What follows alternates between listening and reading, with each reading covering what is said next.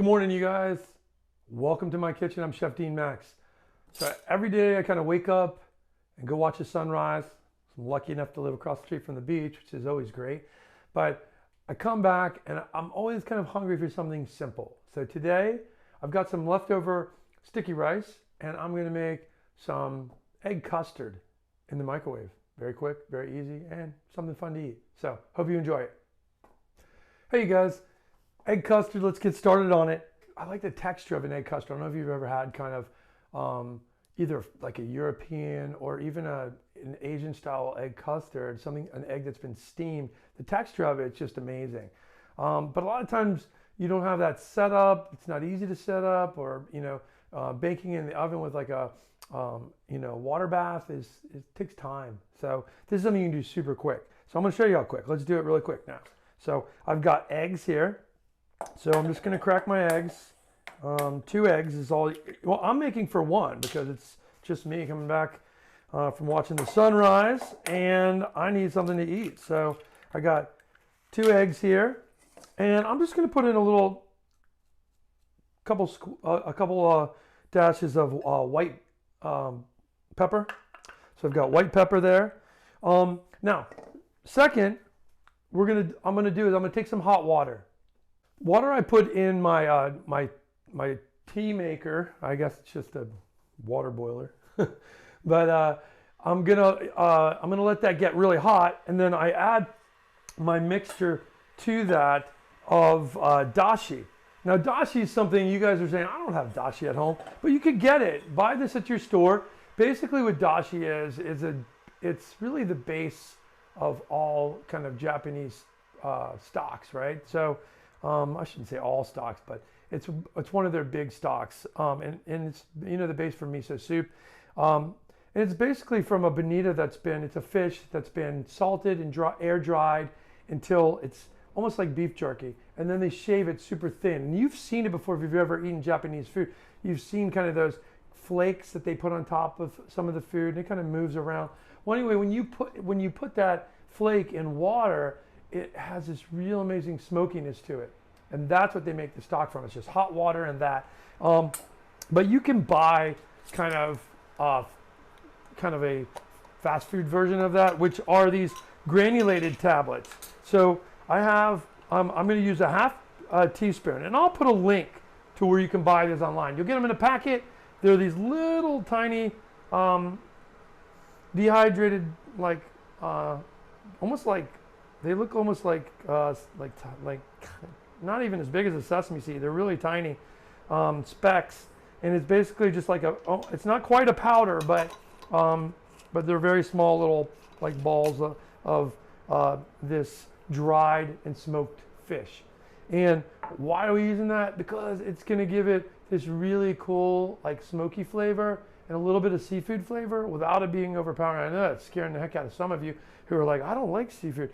It's really mellow, so it's mild. Don't freak out about it. So now, to my half a teaspoon of that, I'm going to take a half a cup of water.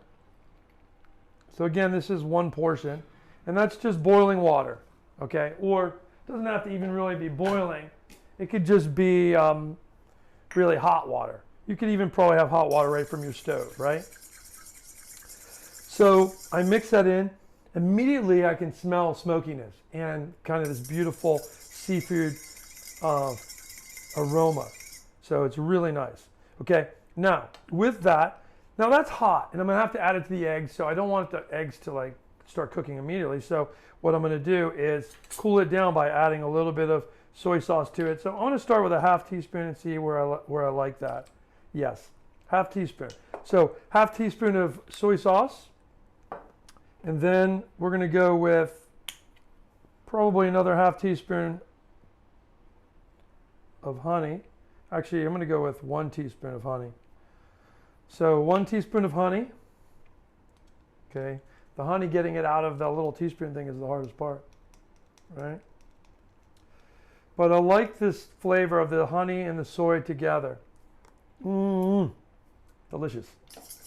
So I whisk that up a little bit, just to get it nice and loose. And with that, I'm going to add a little bit of garlic. Now my garlic confit. Now garlic confit is this cooked garlic that I use all the time, and I'm only going to take a teaspoon of that too. Half a teaspoon, excuse me, not even a full teaspoon. So it's a half a teaspoon. And I'm going to put that in. Now this garlic has been cooked in oil and then pureed, cooked until it's mushy, like almost for 45 minutes or so. You can click above for the recipe for that. Okay, and then I'm going to whisk that in.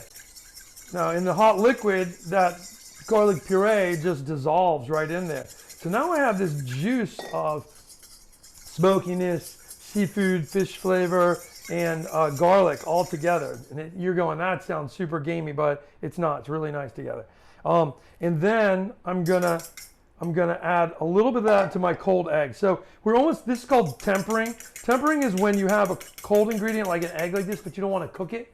You don't want to scramble the egg. So you're gonna add a little bit of the hot ingredient into a majority of cold ingredients, and then you add a little bit more. And what that does is it slowly tempers it. Now it's done. It doesn't take long to do that, but it's better than you putting a little bit of cold ingredients in the hot, a little bit of cold eggs in the hot. It would actually start to scramble it. So we don't want to do that because we want to make a custard with this. So now I'm going to take a little mirin, and I'm going to put half a teaspoon of mirin. Okay, I put half of that, and now I've got this. I love using this Chinese chili. It's amazing. It's like a chili they call chili crisp. But I'm going to take a tablespoon of it because it's not as spicy as you think by looking at that chili. You're like, wow, that's going to be spicy, but it's not. And I'll put the link on there for you guys. You can buy it online. It's amazing. So it's basically crushed up chilies. There's some peanuts in there. It's in like this chili oil. Really flavorful. Okay. So I take all of that, and then I've got my cute little custard cup here, but you can just use a coffee cup, okay, and cover it with a piece of plastic or something. So with that, I just pour this into my cup. Okay, so it's poured in my cup here, and I'm going to put the lid on that. And now I'm going to pop this in the microwave, and it's going to take about 3 minutes. This size, I'm going to actually do it at 2.5 and stop it, and I like to let it cool on its own. So we'll see you back in a second. I just pulled out that custard. It took about 2.5 minutes in the microwave. Now, you want to let it sit probably for another 2 minutes because microwave cooking, cooks kind of through the whole thing and in the center. And a lot of times we tend to eat it and it's still cooking. So you want to let it rest a little bit. That's why you're better undercooking it. Like if you cooked it at 2.5 minutes and you just dug into it and looked at it, it'd be like, no, it's not ready. And you cook it more and then you end up overcooking it. So the key with this is undercooking it. So if you're doubling the batch and you're putting in a big coffee cup or something, then you want to test it by like microwaving it, then letting it sit out for a little bit, trying it. If it's not done enough, you can put it back in a little bit more. But you have to give it that rest period, okay? So 2.5 minutes for this size. We're gonna let it rest for I've been letting it rest for about 30 seconds to a minute now.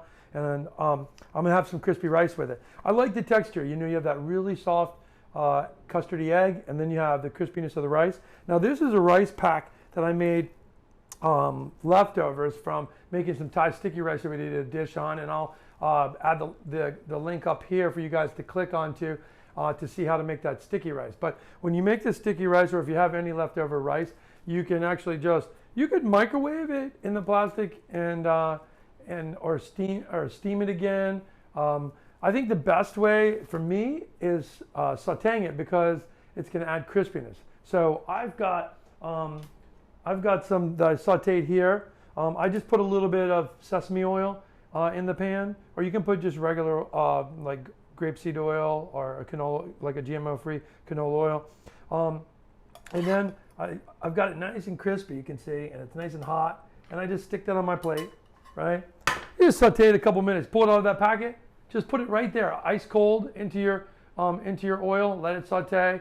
Do it on a medium heat and let it go for like 3 to 4 minutes on each side, okay? So you got your crispy rice, and then you can see, now I've opened this up, what that looks like. And then I'm gonna put on some crispy onions because I love crispy shallots as well. And they're nice texture with this. And that's it. You got a great breakfast, right? Sunrise on the beach, and then you get yourself a little egg custard with crispy rice. Doesn't get better than that. So let's take a look.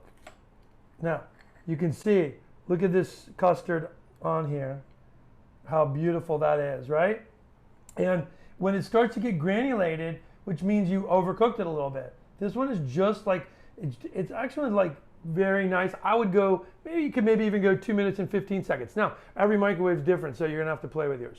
But it gives you a very velvety egg. It's really nice. Again, like I said, go less in the beginning and then cook it more. But the textures are all amazing. I've got the crispy onions. If you don't have the crispy shallots, it's fine because the crispy rice is really nice. If you don't have the crispy rice and you just want to do egg like that, you can put other things in there that you might like to eat with your eggs. You can make some toast and just have toast and custard eggs. So that's really up to you. I like to stay in the feel of the dish with a lot of these Asian ingredients like the Chinese chili and the soy and the dashi. I like to do that. Again, if you don't have the dashi, just use a half a cup of hot water, okay, with a little bit of you're going to flavor it anyway with the soy and the honey and all of that and the chili. So you don't have to put the dashi. I put it in because I love those flavors, and it's just a good taste. But you can make this super simple just by leaving that out, and you don't have to go to the store at all because the rest of that stuff you might have sitting around your house somewhere. So I hope you liked it. Click subscribe if you did, and follow me. Ring that bell and give me a thumbs up, and I'll see you back in the kitchen soon. I'm Chef Team Max.